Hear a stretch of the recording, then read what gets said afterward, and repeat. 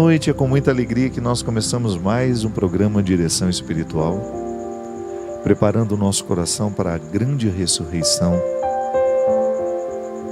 que nós iremos viver em breve. É claro que o tempo litúrgico nos sugere celebrações, ele nos convida ao específico de cada mistério do Cristo, né? E na Quaresma nós estamos justamente refletindo o seu silêncio, o seu sofrimento.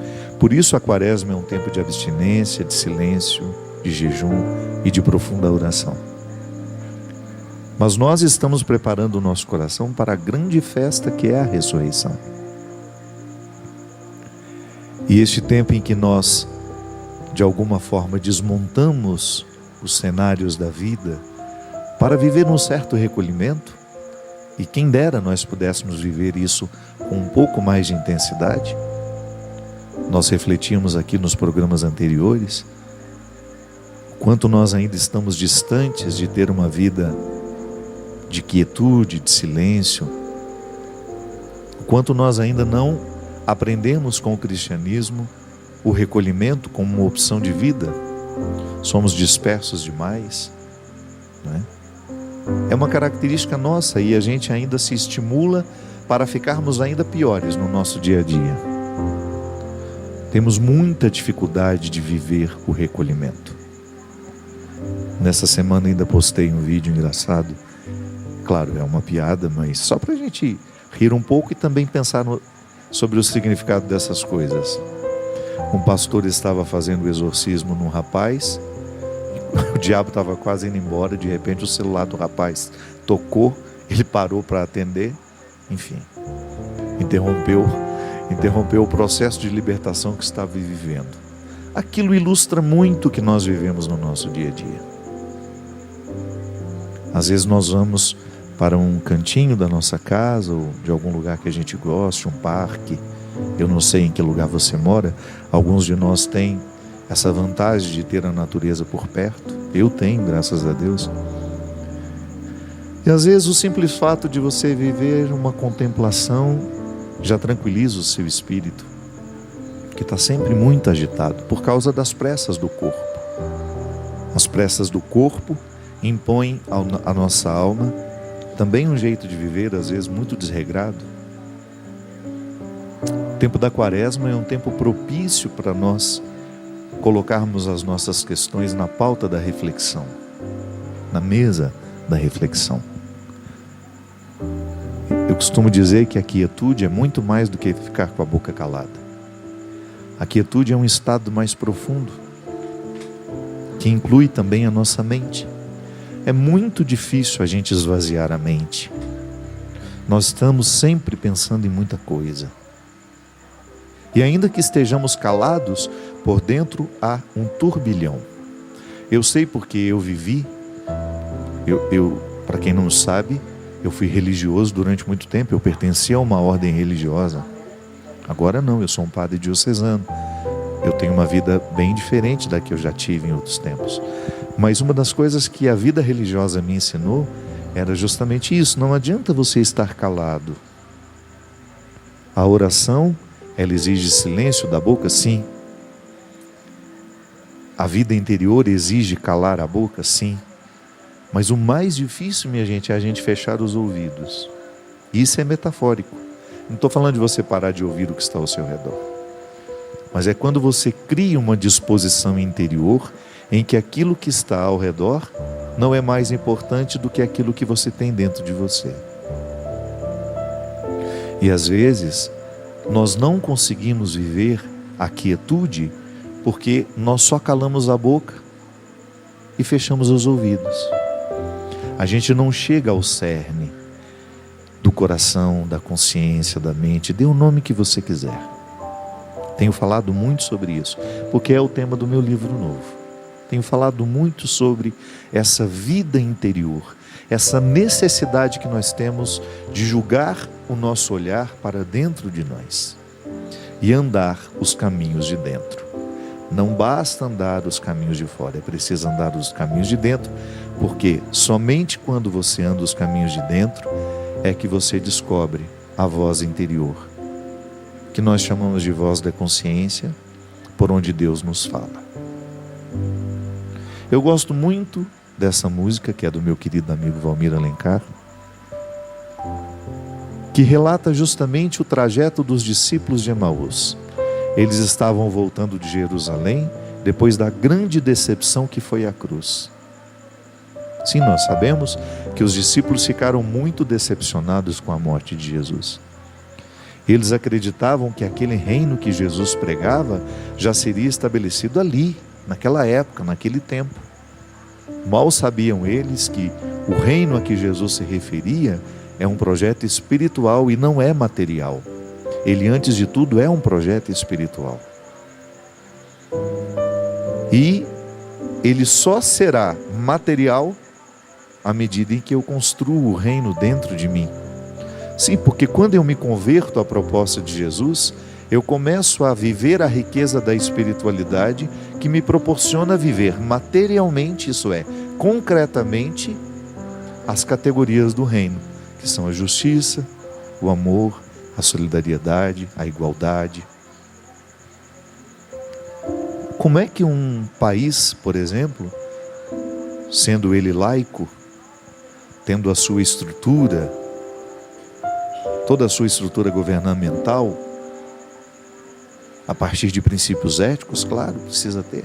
Como é que um país pode atualizar em si os valores do reino de Deus? A partir de nós, que por acaso podemos ser eleitos para viver um cargo, para ser um vereador, para ser um deputado, um juiz, um membro do Supremo Tribunal de Justiça, um senador, um governador ou um presidente da República.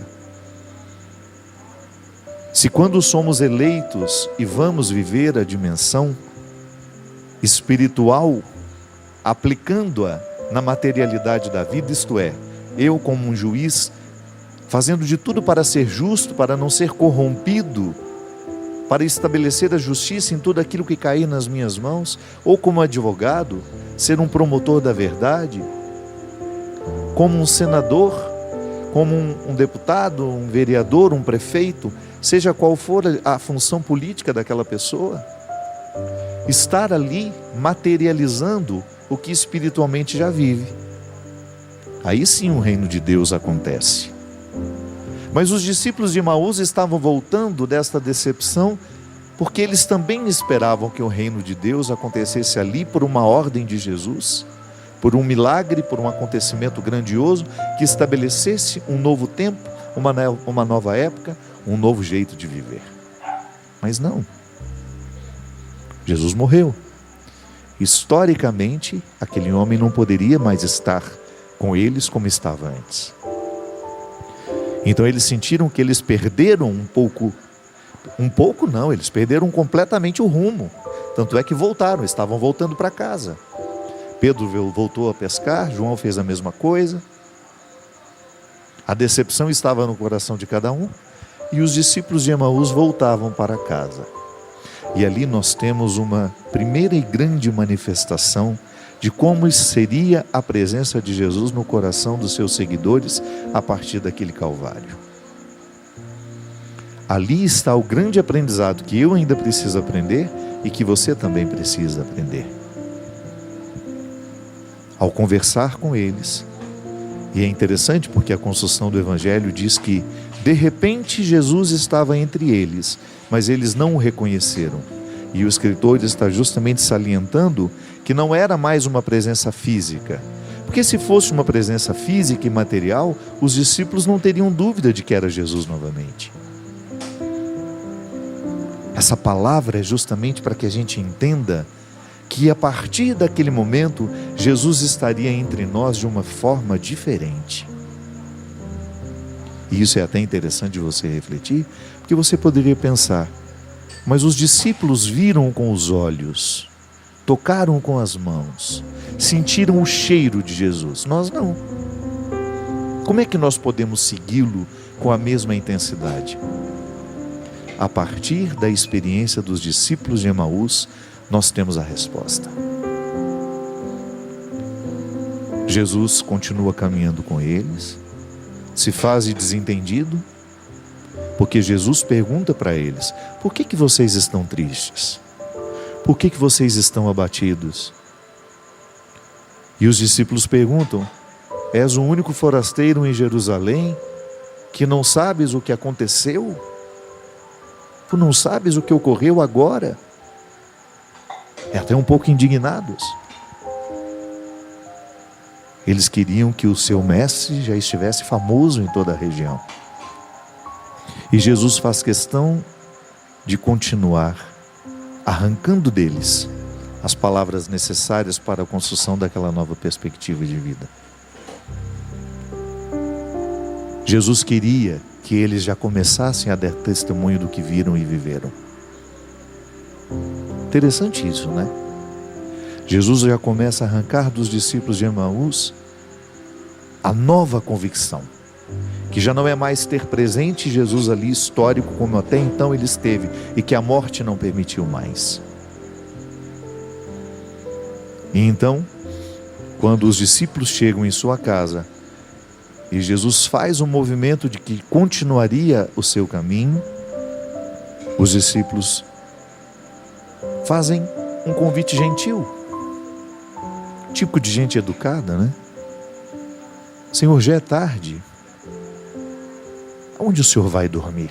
Fica com a gente. Mas eles ainda não sabiam quem eles tinham com eles. E aí, certamente chegaram, ofereceram a Jesus aquilo que era educado a oferecer na época: uma vasilha para lavar os pés, o rosto, uma toalha para enxugar, um descanso, e serviram também o alimento.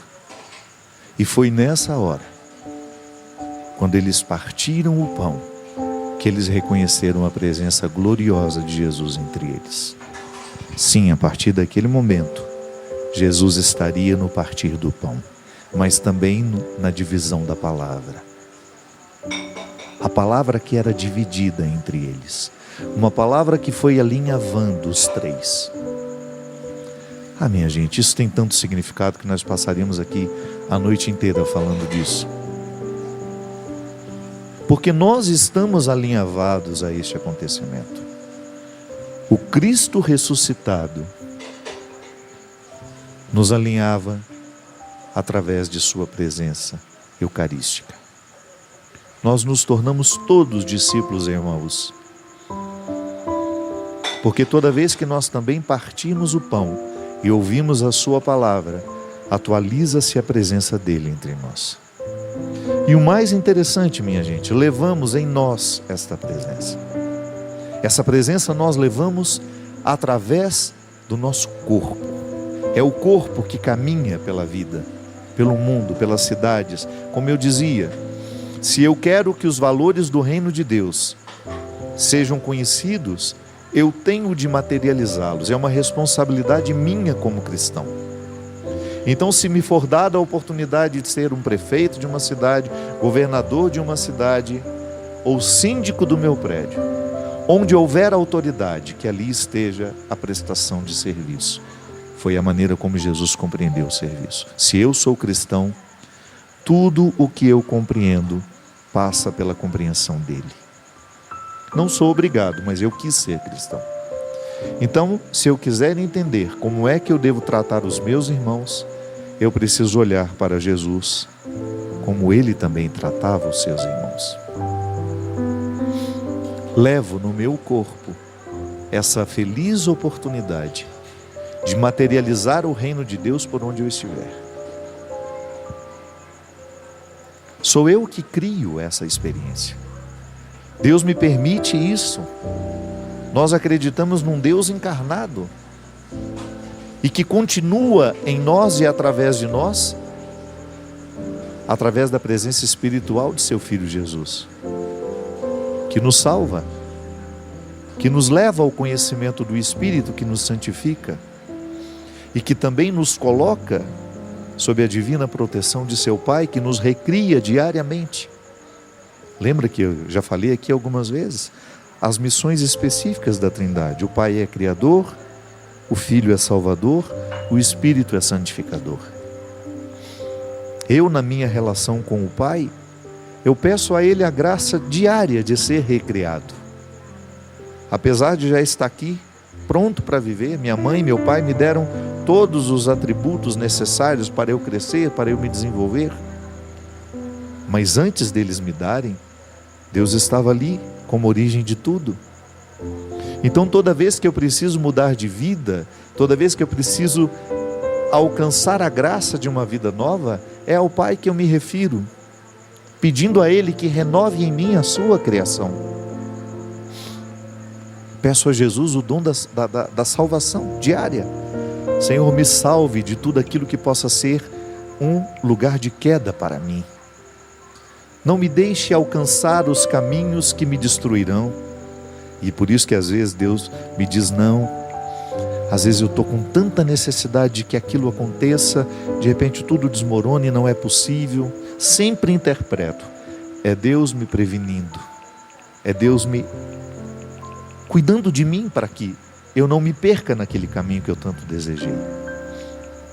O Espírito me santifica, invoco diariamente, vinde Espírito Santo. Então nós somos trinitários. Somos trinitários. E a nossa espiritualidade, ela está intimamente ligada a este acontecimento que os discípulos de Emaús presenciaram, que é Deus acontecendo entre nós por meio de uma refeição, que nós chamamos de Eucaristia. O banquete que nos cura, que nos salva, que nos santifica e que nos recria. Por isso que nesse tempo da Quaresma, é de fundamental importância que nós tenhamos consciência disso. Para que eu estou me preparando no tempo da Quaresma? Ao viver o silêncio, o jejum, a oração, o recolhimento. Eu estou me preparando para viver o sacramento, a definitiva decisão de Deus estar entre nós, através da Eucaristia. Tá, mas nós estamos celebrando a Eucaristia mesmo no tempo da Quaresma. Tá, só que na Páscoa nós vivemos justamente o cerne da Eucaristia, que é o Cristo ressuscitado. A Eucaristia só é possível porque Cristo está ressuscitado. A Eucaristia que nós celebramos é um memorial da sua paixão, morte e ressurreição. Então eu tenho um acesso à ressurreição de Jesus toda vez que eu participo dos sacramentos, de todos os sacramentos. Quando eu me confesso, quando eu fui batizado, quando eu recebi o sacramento da crisma, quando você se casou, quando eu fui ordenado padre, eu recebi todos os benefícios da recriação que Deus realiza, da salvação e da santificação. A ação trinitária. Mas o sacramento da Eucaristia, ele toma um espaço muito grande, porque é ele que nos reúne como comunidade. Tão interessante pensar isso, minha gente. Por que a Eucaristia é tão importante para nós cristãos? Porque é em torno dela que nós nos reunimos para sermos a comunidade que somos. Por isso que nós fazemos de tudo para que a missa da nossa comunidade seja sempre uma missa bonita, bem celebrada.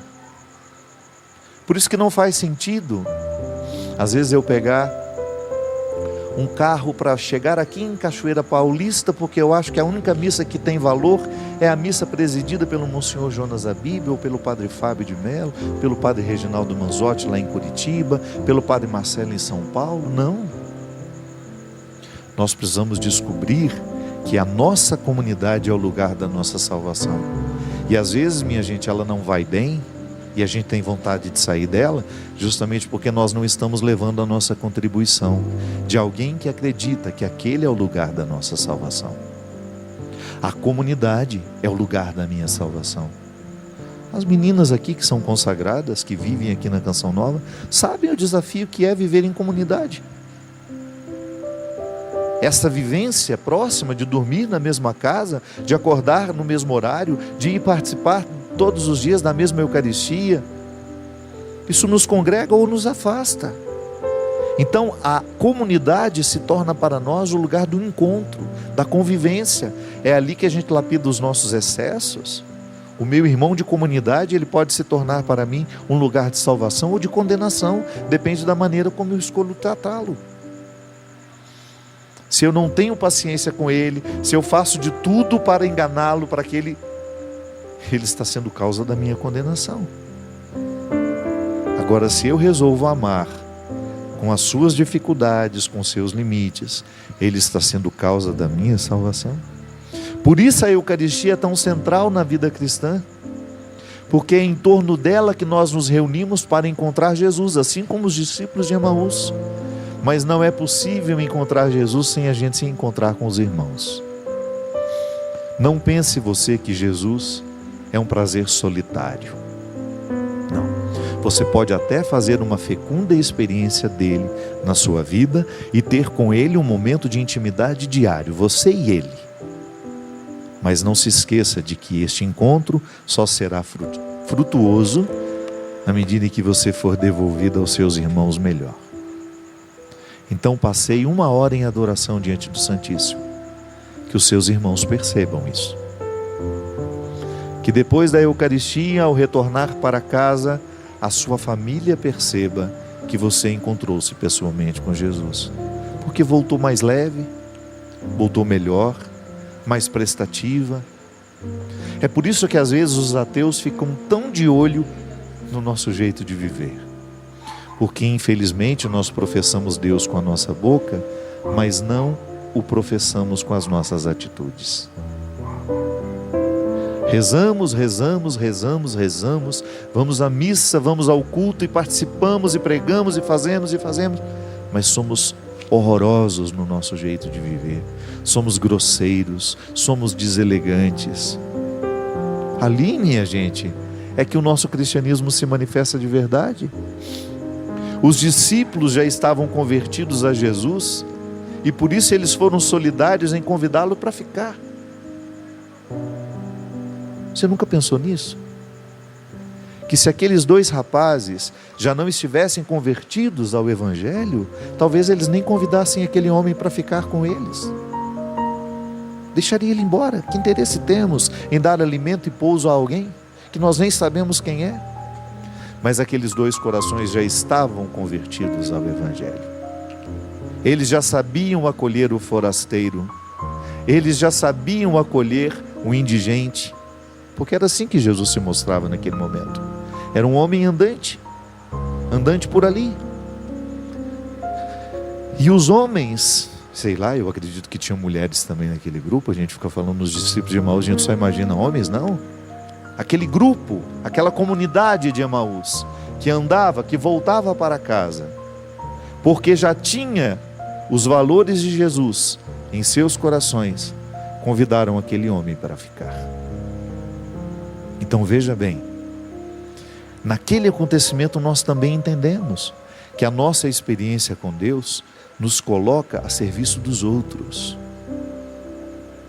A forma mais eficiente de viver o Evangelho para que ele se torne um sinal positivo aos que nos observam é a caridade, é o amor, é a solidariedade, é a prática da justiça. É assim que nós manifestamos a salvação de Deus. E é por isso que eu digo, por que Deus me salvou naquele momento? Toda vez que eu sou egoísta, eu estou me condenando. Mas toda vez que eu consigo ser solidário, que eu consigo vencer as impurezas do meu caráter, toda vez que eu consigo ser solidário, que eu consigo vencer as impurezas do meu caráter, ali Deus está me salvando. E não é porque eu fiz esforço para ser bom, não. É porque a graça de Deus encontrou espaço para crescer em mim. Santo Agostinho distinguia muito bem isso. Nem para ser bom eu tenho condições de ser, se Deus não estiver me sustentando. Até para sentir-me arrependido dos meus pecados, eu já tenho que estar visitado pela graça. Então, toda vez que eu consigo ultrapassar essa casca dos meus interesses, dos meus ódios, dos meus rancores, e chegar à água pura do amor, então ali Deus está me recriando, me salvando e me santificando. É essa a experiência dos discípulos de Emaús. E essa é a nossa também, que estamos a caminho. E no caminho nós vamos encontrando pessoas. E vamos oferecendo a essas pessoas o nosso amor, a nossa solidariedade, mas também oferecemos o bem espiritual que nos deu condições de oferecer a eles a nossa espiritualidade, a nossa bondade, a nossa caridade. É um ciclo. Então eu encontro e ofereço materialmente aquilo que eu tenho. Estou oferecendo o meu pão, estou oferecendo o meu vinho e a minha casa para que você durma. Mas eu também vou lhe oferecer a força espiritual que me fez ser capaz de oferecer tudo isso que materialmente eu estou dando. É por isso que não faz sentido no processo de evangelização a gente somente oferecer aquilo que o pobre está necessitando materialmente. É preciso que a gente dê também a vida espiritual, porque às vezes é a partir da vida espiritual que aquele pobre vai vencer a pobreza espiritual que o mata. Nós vamos para um rápido intervalo e a gente volta já já com o programa Direção Espiritual. Estamos de volta com o programa Direção Espiritual. Muito obrigado a você que nos acompanha, você que nos divulga e que nos torna conhecidos aí. Quero falar agora especialmente com o povo brasileiro que mora nos Estados Unidos.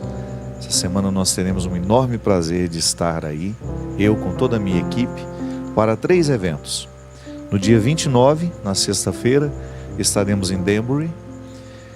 No dia 30, no sábado, nós estaremos em Newark. E depois, no dia 31, no domingo, em Boxborough. Entra no nosso site, faça aí uma pesquisa, descubra os números dos telefones, os locais dos shows, porque eu não me arrisco a falar desses nomes em inglês. Já está todo mundo rindo ali no fundo. O mais importante é você entrar no site www.fabiodemelo.com.br, um L só, no Melo, e você vai ter a oportunidade de ter as informações desses shows. Dia 29 em Danbury, no dia 30 em Newark e depois no dia 31 em Boxborough. Vocês são nossos convidados, descubra o lugar que é mais próximo aí da sua região e esteja com a gente. Meu povo, todos nós estamos acompanhando este grande sofrimento que está sendo esse desastre natural que atingiu a África. Que região da África que fica? É sudoeste, né, ou não? Sudeste, acho que é o sudeste da África. Enfim, não importa. Nós estamos fazendo uma campanha para ajudar Moçambique por um motivo muito simples. Moçambique, que foi um dos lugares mais atingidos pelo ciclone, é um lugar em que a obra de Maria, que promove inclusive as nossas viagens, quem viaja conosco sabe muito bem, a Canção Nova e a obra de Maria, eu faço as peregrinações com eles, e a obra de Maria tem um trabalho muito especial. Ela mantém os seus missionários nestes lugares, e em Moçambique é uma das regiões mais pobres do país, justamente uma região que não tem auxílio do governo, por ter sido um dos grandes centros do conflito da guerra que eles enfrentaram. E às vezes até enfrenta, né? Porque esses conflitos não terminam. A África sempre é um lugar de muito sofrimento por causa disso. E nós teremos um jantar musical em prol da ajuda humanitária em Moçambique e Dombe. Eu estarei presente, o meu querido amigo Gilberto, fundador da obra de Maria, me pediu que eu estivesse. Nós vamos fazer um show piano e voz, que aliás nós não estamos mais fazendo este formato de evento, mas eu conversei com o Maurício, ele vai comigo. Maurício é meu maestro, né? E nós teremos então uma noite muito especial no dia 30 de abril, a partir das 19 horas, no Espetos, que fica na Avenida Domingos Ferreira, 1500, em Boa Viagem, no Recife. O valor do ingresso é R$350, eu sei que é caro, mas é uma forma que o Gilberto tem de com um grupo menor de pessoas, né, conseguir levantar um valor significativo para poder enviar para essa região de Moçambique que está tão necessitada da nossa ajuda. Então, se você puder, por gentileza, entre em contato com a Obra de Maria, compre o seu ingresso e esteja conosco nesse jantar. Eu estarei lá para cantar. O Gilberto também fez uma compra, acho que não sei quantas pessoas cabem, não sei se são 500, 550, se são 600, eu sei que o lugar é pequeno. O Gilberto fez uma compra do livro Por Onde Andar o Teu Passo, que lá esteja o teu coração, e quem comprar o ingresso vai ganhar esse livro de presente, além de participar do jantar e também do show Voz e Piano, esse momento de reflexão, de música, comigo e o Maurício Piaçarolo. Lembrando que agora a Canção Nova já está comercializando também o meu novo livro, estou muito feliz por isso. É uma oportunidade que a gente tem de chegar a tantos lugares. Eu, pessoalmente, minha gente, tenho um carinho muito grande com os nossos vendedores porta a porta. A Canção Nova tem uma forma de chegar ao coração do Brasil através dessas pessoas que fazem o trabalho porta a porta. O nome é muito sugestivo, né? Ele está justamente nos remetendo a uma visita. É alguém que vai batendo de porta em porta, oferecendo um catálogo recheado de produtos de evangelização. O vendedor porta a porta é, para mim, um grande evangelizador. Na minha compreensão, ele evangeliza tanto quanto eu, às vezes até um pouco mais. Porque nós estamos aqui, nós fazemos o programa, nós fazemos as pregações, nós gravamos os discos, escrevemos os livros, mas se a gente não tivesse alguém para fazer chegar, nós falaríamos sozinhos. E eles não. É uma forma de viver, porque eu conheço muitas pessoas que sobrevivem, alimentam as suas famílias com a venda dos produtos da Canção Nova.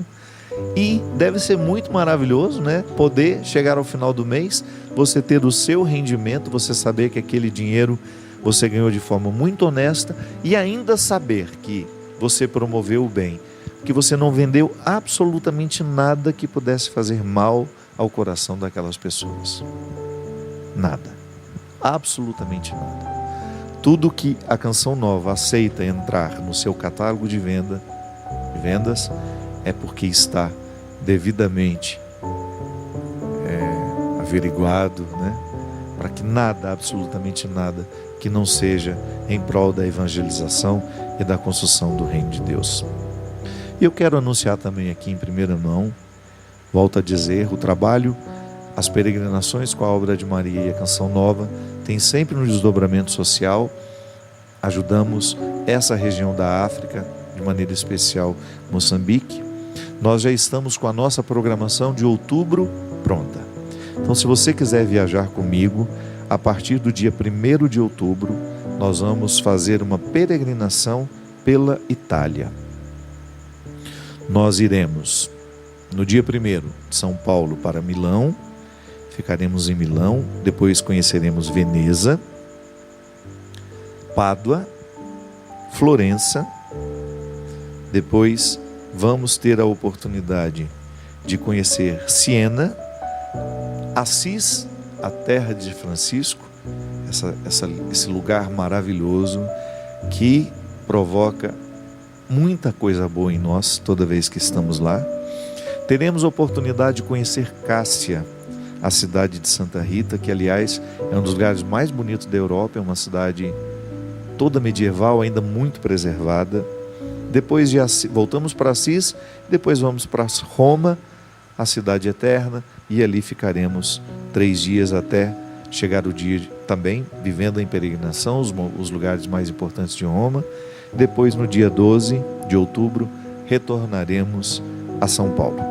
Então, logo depois daquela tragédia de Suzano, eu fiquei pensando muito nisso, muito em como é importante nós construirmos para as nossas famílias vínculos saudáveis que nos ajudem a viver a espiritualidade.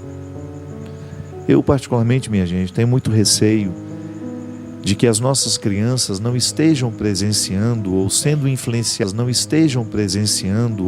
influenciadas positivamente pelo nosso jeito de viver.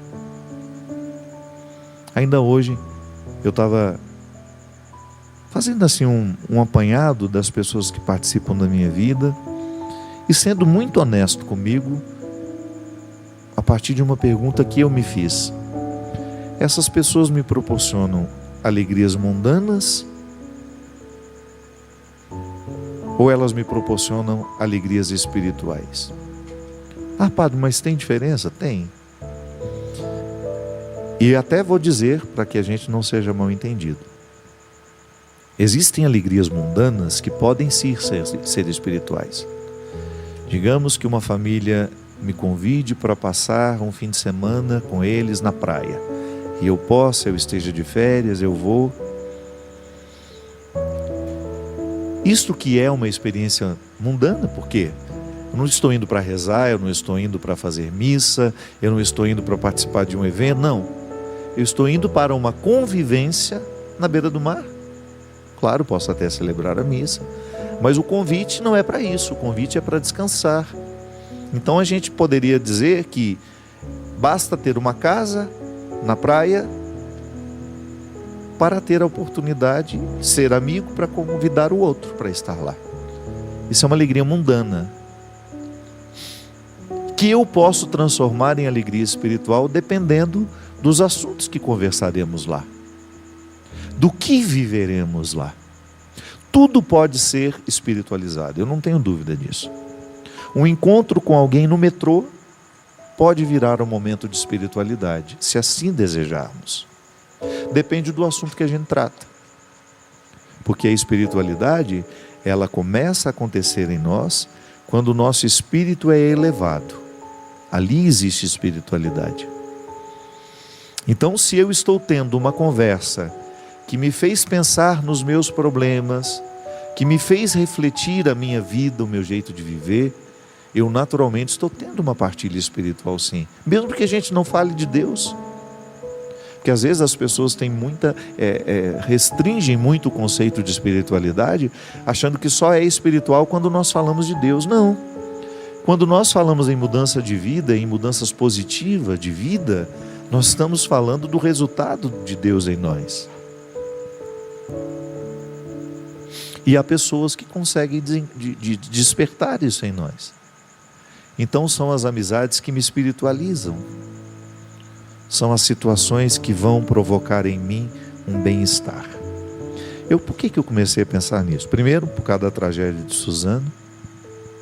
Pensei muito na ambiência afetiva daqueles dois rapazes que causaram aquela tragédia. Nós desconhecemos. Nós não sabemos como foram criados, quais foram as influências que eles tiveram ao longo de sua pequena trajetória de vida, de suas pequenas trajetórias de vida. Não sabemos o que sofreram, o que viveram, não sabemos. O que eu sei e intuo por uma experiência própria, por aquilo que eu já pude ver, perceber e viver, é que às vezes o resultado trágico, ele é fruto de alguns pequenos erros que foram cometidos ao longo daquela vida, ou de quem tinha responsabilidade sobre aqueles meninos. Não se trata de colocar responsabilidade, atribuir culpa. Os familiares deles sabem o que aconteceu, nós não. E eu também fiquei muito intrigado com isso, porque eu estou lendo a autobiografia do Thomas Merton, e num determinado momento da obra ele fala justamente do momento em que ele foi estudar, ali quando tinha 11, 12 anos, num liceu católico. E ele diz que o que ele experimentou lá dentro do liceu não foi nada cristão. Os alunos, ele dizia que eram pessoas extremamente más, cruéis. E é uma reflexão que ele faz, uma autocrítica, né? Por que aquele ambiente que se dizia cristão não conseguia gerar cristianismo? Eu fiquei pensando seriamente sobre isso. Sim, às vezes as nossas casas se dizem cristãs, mas a gente não consegue provocar resultados positivos e cristãos. Onde é que nós erramos? Talvez porque nós estejamos muito mundanos, pouco espirituais. Talvez a gente tenha esquecido a dimensão espiritual da nossa religião. Sim, pode acontecer de nós sermos muito religiosos e pouco espirituais. Pode acontecer de nós sermos excessivamente religiosos, isso é, ligados às práticas rituais, fazemos tudo o que precisa ser feito, tudo o que está prescrito como regra religiosa. Somos impecáveis na nossa conduta, mas ainda não conseguimos ser espirituais. Isso é, não vivemos os benefícios da espiritualidade, não nos espiritualizamos a partir da religião que praticamos. Da mesma forma como aquele liceu, que dizia ser um instituto de educação cristã, gerava gente tão ruim. Se você tiver a oportunidade de ler esse livro, você vai ver o momento em que ele reflete sobre a importância que um casal teve na vida dele. Eu me lembro que ele escreve de maneira assim, muito simpática, dizendo que no período de férias, depois de ter adoecido muito no liceu, o pai o mandou para ser cuidado por esse casal, para que ele pudesse se fortalecer a partir do leite e da manteiga que eles produziam. No interior da França, o lugar onde ele morava. E é bonitinho ele dizer que o que o fortaleceu foi o fato de que eles deram muito além de leite e manteiga. Eles deram vida espiritual, uma convivência saudável, uma convivência espiritual. Eu fico pensando, se hoje nós precisássemos pensar e refletir, o que nós criamos enquanto família quando nós estamos reunidos? Quais são os assuntos que nós temos? Quais são as músicas que nós ouvimos? O que nós precisamos viver para que a gente seja feliz quando nós estamos reunidos? O que você consegue criar quando você está com seus familiares? Como é que nós nos divertimos nos dias de folga? Essas perguntas nos revelam se elas forem respondidas de forma honesta, minha gente. Às vezes nós precisamos estar bêbados, embriagados, para suportar a presença familiar.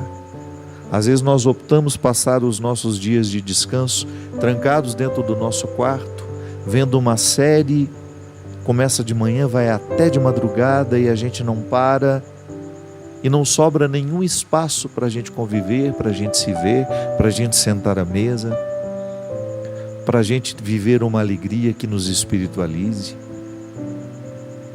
E de repente os nossos filhos vão ficando agressivos, a gente não sabe por quê.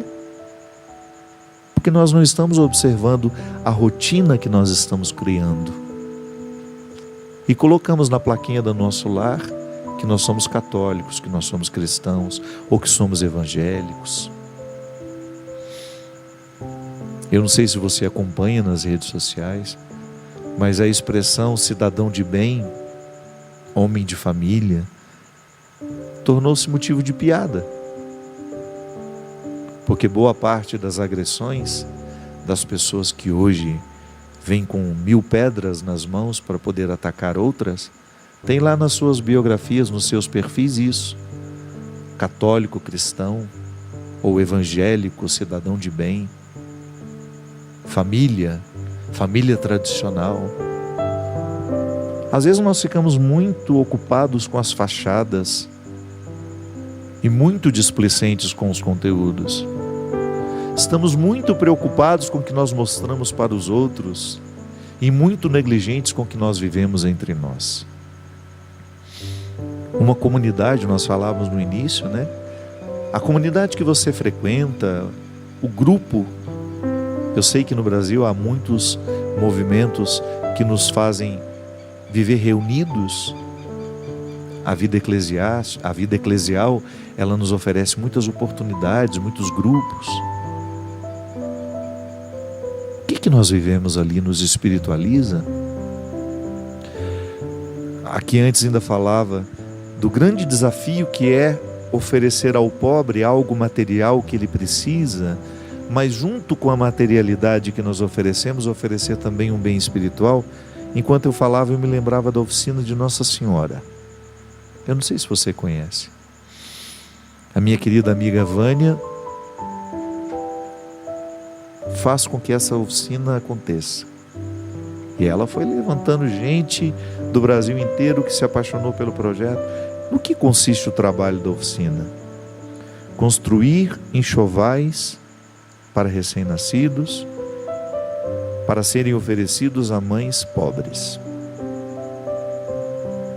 Só que não se trata apenas de costurar bonito, uma sacola, uma mantinha, as fraldas. Não. Enquanto se prepara o que é material, reza-se. As mulheres trabalham em oração. Procuram fazer do ambiente de trabalho um ambiente espiritual, porque isso vai impregnar nas roupinhas. Elas acreditam assim. O espírito com que costuramos essas coisas vai ser percebido depois. É feito com amor, é feito com oração. E depois, quando vai ser entregue aquela bolsa à mãe necessitada, reza-se com a mãe. E tenta dizer a ela a fecundidade daquilo tudo. Não é apenas receber uma bolsa, um enxoval, para auxiliar materialmente nas suas necessidades. É trazer também a presença de Nossa Senhora, para que você seja uma mãe semelhante a ela. É trazer aqui a mãe do Cristo, que nos espiritualiza e nos faz seguir seu Filho. É disso que a gente está falando. É criar o contexto espiritual na nossa casa, no nosso trabalho, por onde formos, aonde eu estiver, eu preciso transformar, por mais mundano que seja o ambiente, aquilo no ambiente espiritual, levando as minhas convicções de fé, de reino de Deus, para que elas possam transformar os ambientes por onde eu passar. Sejamos discípulos de Emaús, minha gente. É uma bonita missão, porque estamos tocados pelo Cristo, vivemos os benefícios da sua presença, mas também oferecemos a Ele o lar, o aconchego, o alimento que Ele precisa. É cíclico. Eu recebo Deus e a Ele devolvo o que dele recebi, acolhendo aquele que está no meio do caminho, lugar onde Ele está presente. No Evangelho de Mateus, no último capítulo, ali Jesus mostra justamente que Ele é aquele que faz a caridade.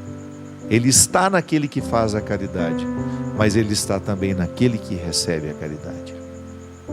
Então, quando nós assumimos o compromisso de sermos cristãos, nós vamos levar Deus àquele que está no caminho, mas ao mesmo tempo que levamos Deus a Ele, oferecendo materialmente e espiritualmente os bens que podemos oferecer, nós também o reconhecemos no lugar onde oferecemos. Deus está também ali, recebendo aquilo que eu estou, por Ele, oferecendo.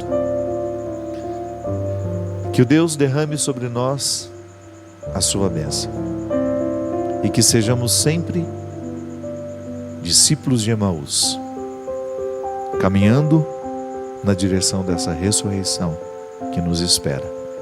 Ele que é Pai, Filho e Espírito Santo. Amém. Até a semana que vem, se Deus quiser.